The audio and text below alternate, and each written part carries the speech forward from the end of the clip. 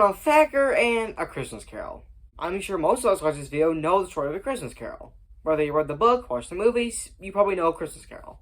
Whether it be Bill Murray's Christmas Carol, Jim Carrey's Christmas Carol, or the new Ryan Reynolds and Will Ferrell Christmas Carol that came out literally last month, there's a lot of these.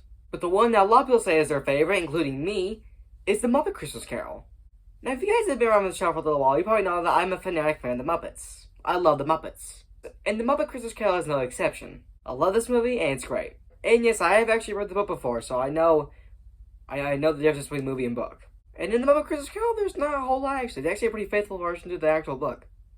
Just with Muppets. So you're probably spending this video for us to go into a deep dive in the movie, how it's different from the book, how it's similar. No. There's already thousands of videos like that on YouTube, but I want to do something a little bit different. I want to talk about how it affected the Muppets. Because this movie was strangely pretty important for the Muppets' future. And with our very special guest, Kermit the Frog! Alright, I am very excited and happy to be here to talk about the Muppet Christmas Carol. But would you really call it the Muppet Christmas Carol? Yeah, that's literally what you call it. What else would you call it? Well, strangely enough, the Muppets are side characters in their own movie. Probably expecting Ebenezer Scrooge to be a Muppet, but he's not. He's played by Michael Caine and is a human. As a matter of fact, you're Bob Cratchit. Yeah, I never understood that, but whatever. I'm fine with it. And in fact, the main Muppets of this film are Gonzo and Rizzo. And of course, Gonzo plays Charles Dickens. It sounds like this, I really wish I had a Gonzo puppet. Sadly, I don't. Basically, all the Muppets are side characters. And why was this? Well, probably because this was the first Muppet movie after Jim Henson's passing. This movie was released in 1992, 2 years after the passing of Jim Henson. So this was the first ever Muppet film not worked on by Jim Henson at all. This was also the first Muppet film where Kermit the Frog's voice actor was not Jim Henson, and instead newcomer Steve Whitmire. And he does a great job of being Kermit the Frog.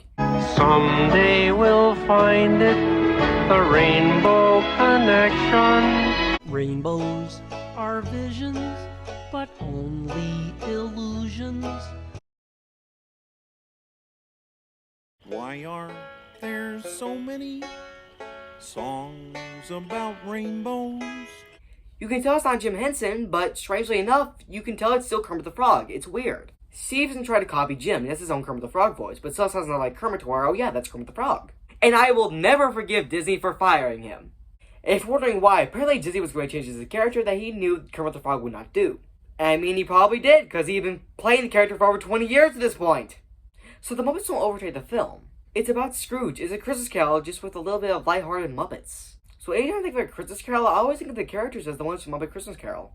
Bob Cratchit in my mind is Kermit the Frog. Tiny Tim is Robin. And Charles Dickens is Gonzo. You have no idea how hard it is to do this voice. This is also the first ever Muppet movie to use green screens. And by that I mean editing out the puppeteers. Which is something they would use a lot in later Muppet movies. May I mind you, this was only the fourth theatrical Muppet movie released. So some people were scared that the Muppets just wouldn't feel the same without Jim Henson. But since this movie was directed by the son of Jim Henson, Brian Henson, yeah, it felt the same. So without this movie, it'd be hard to tell if the Muppets would even be where they are today. Which is not really in a good spot, since Disney never uses them! The last time they used the Muppets was in 1021 with Muppets Haunted Mansion. Disney, do something with the Muppets! Seriously, man, do something with us. May I mind you, this is also the first ever Muppet movie where Disney owned the Muppets. And this showed Disney the Muppets had a lot of potential. Which of course they would not use.